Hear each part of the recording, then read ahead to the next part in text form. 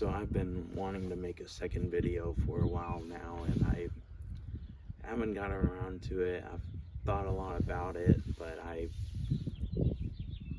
didn't know what video to make, and I also put unnecessary pressure in it.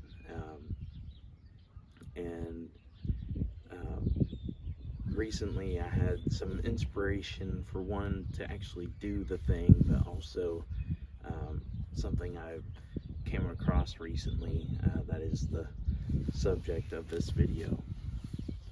So I've been reading and thinking a lot about the Prodigal Son story in the Bible, and a book that I just finished recently is The Prodigal God by Timothy Keller, and he talks about not only the prodigal son, the younger brother that went away and came back to the father, but also the elder brother, and how when they are having this huge feast, the elder brother isn't there, and the father goes and talks with him, and in a sense, like, the older brother is a prodigal son as well. And I haven't really thought of it from that perspective before, and it makes sense when you think about who Jesus is talking to, with it being not only the tax collectors and sinners, but also the Pharisees. Actually, you know what? Let's go there.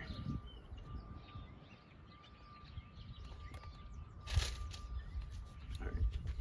Luke 15. Now the tax collectors and sinners were all drawing near to him, and the Pharisees and the scribes grumbled, saying, "This man receives sinners and eats with them." And then it says, so he told them this parable. And he talks about the parable of the lost sheep, the parable of the lost coin, and then the parable of the prodigal son. Starting in verse 11. And he said, "There was a man who had 2 sons, and the younger of them said to his father, Father, give me the share of the property that is coming to me." And he divided his property between them. Not many days later, the younger son gathered all he had and took a journey into a far country. And there he squandered his property in reckless living. And when he had spent everything, a severe famine arose in that country, and he began to be in need. So he went and hired himself out to one of the citizens of that country, who sent him into his fields and to feed pigs. And he was longing to be fed with the pods that the pigs ate, and no one gave him anything. But when he came to himself, he said, "How many of my father's hired servants have more than enough bread, but I perish here with hunger? I will arise and go to my father, and I will say to him, Father, I have sinned against heaven and before you. I am no longer worthy to be called your son. Treat me as one of your hired servants." And he arose and came to his father, but while he was still a long way off, his father saw him and felt compassion, and ran and embraced him and kissed him. And the son said to him, "Father, I have sinned against heaven and before you. I am no longer worthy to be called your son." But the father said to his servants, "Bring quickly the best robe and put it on him, and put a ring on his hand and shoes on his feet, and bring the fattened calf and kill it, and let us eat and celebrate. For this my son was dead and is alive again. He was lost and is found." And they began to celebrate. Now his older son was in the field, and as he came and drew near to the house, he heard music and dancing. And he called one of the servants and asked what these things meant. And he said to him, "Your brother has come, and your father has killed the fattened calf, because he has received him back safe and sound." But he was angry and refused to go in.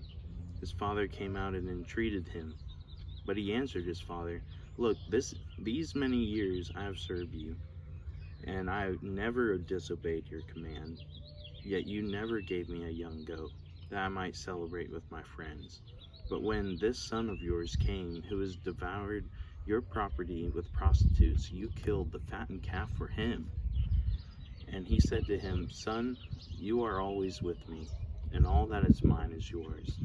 It was fitting to celebrate and be glad, for this your brother was dead and is alive. He was lost and is found." Something that's brought up in this book is two different approaches. We see the younger brother and his approach to life in self-discovery, and we see where that led him. But we also see this other approach of the elder brother of law keeping, or doing all the right things. And as we see in the parable, the younger brother finds the humility to go back to the father, go back to his home. But we also see the older brother and his entitlement and his self-righteousness keeping him from joining them at the table. And recently I watched this TikTok. It was an edit about Kung Fu Panda, of all things. And it was about the dialogue between Tai Lung and Shifu. And they're just going at it. And I love Kung Fu Panda. And it's a movie that really has some, for it being a kids movie, it has some deeper things behind it. And I mean, we see in the story of Tai Lung how he was raised by Shifu, and his everything that he did and that what he was training for was to be the Dragon Warrior, and then that got taken away from him. And then Tai Lung gets locked up, and he comes back, and you kind of feel for him, if I'm being honest, because it seems like everything was stripped away from him, and he understandably, in a sense, lashes out, and he comes back to the Jade Palace, and he's like, I want what is rightfully mine. Like, this is what I've been waiting for forever, and if you're not gonna give it to me, then I'm gonna take it. So he approaches this in this very entitled manner, and this is crazy, but like Kung Fu Panda is kind of the reverse of the Prodigal Son. Like I said, we have the elder brother, Tai Lung, who was cast out, and he comes back, but not in the way the younger brother did in the parable of the Prodigal Son, with humility, but he comes back with this entitlement and rage. And it turns out that the younger brother, who was chosen to be the Dragon Warrior, and in a way that even Shifu was like, okay, maybe this doesn't seem quite right, but this younger brother, undeserving, is the one that has this gift of being the Dragon Warrior, but also this responsibility. And we see that it's the younger brother and the father who actually have to go confront the elder brother, rather than in the Prodigal Son, the younger brother coming home and the father going out and running to him and embracing him and giving him a feast. And the more I've thought about this, the more I think this may be, Kung Fu Panda may actually be more that it's what happens when, at the end of the parable, the father and the son are talking, and we don't see how it gets resolved. And in a way, this could be like Kung Fu Panda could be a follow-up to that story. And if that older brother holds on to that rage and that entitlement, um, it turns out like how Tai Lung did, rather than uh, coming back to the feast, coming back into the community with um, a different, a deeper love, um, or at least changing his ways. But it could be like Tai Lung uh, coming back, still holding on to that entitlement and that anger, and causing havoc and destruction. Um, and those stories and some of those parallels, or those kind of how they mirror each other, it really hit me.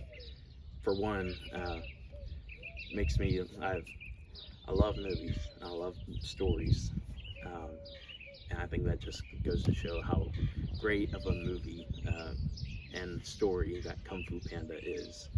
Uh, but also it showed me just how much not only that entitlement and that anger and frustration, like, not only does it exclude you or keep you from the table, but it's also something that can really be damaging for those around you. That's something that I think we all need to be reminded of. Is not only, I think we live in a culture where it's like, especially in the culture of and society of just isolation and everyone, the individualism and everything. I think we can take on this mindset of, even though if I do this thing, I'm not hurting anybody. Um, but I think what we don't realize is that so often, like, especially feelings of entitlement and frustration, letting those fester, they will undoubtedly damage and be destructive to those around you and yourself as well. They will keep you from the table of Jesus, but they will also hurt those around you. And it's a lesson, a deep lesson that I've had to learn. And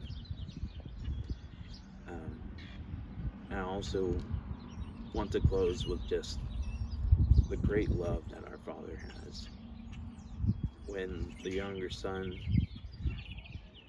returned, and when the father saw him, he ran to him and he embraced him, threw him this feast, and rejoiced.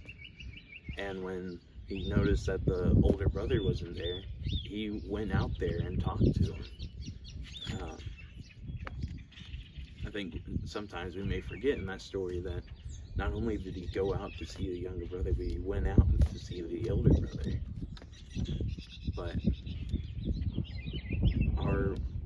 our God's grace and his love is just so amazing. And I hope that I never take it for granted. I hope that you never take it for granted as well. Man,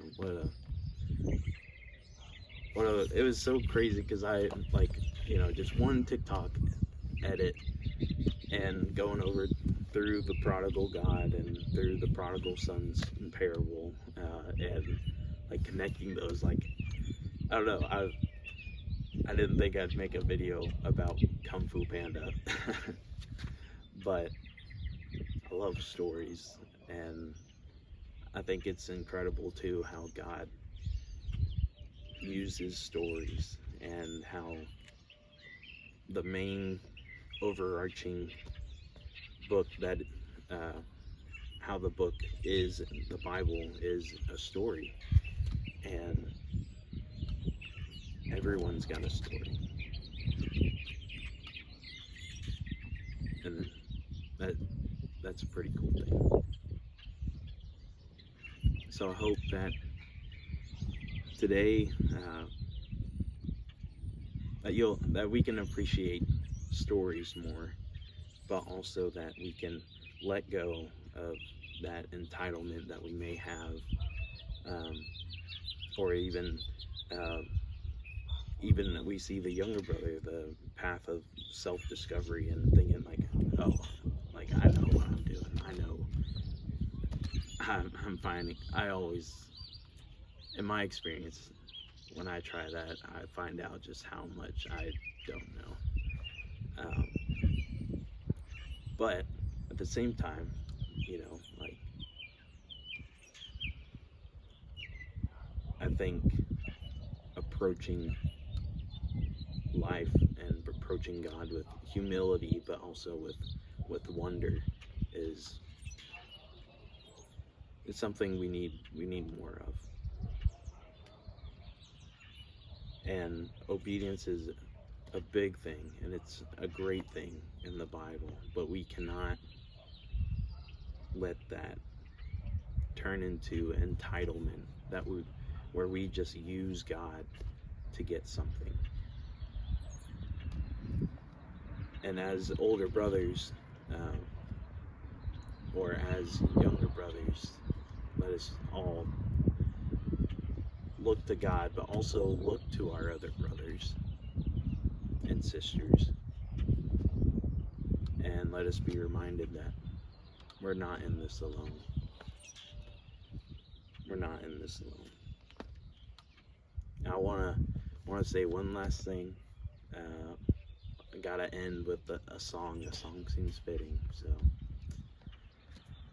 this is one that I've come across the past few days, and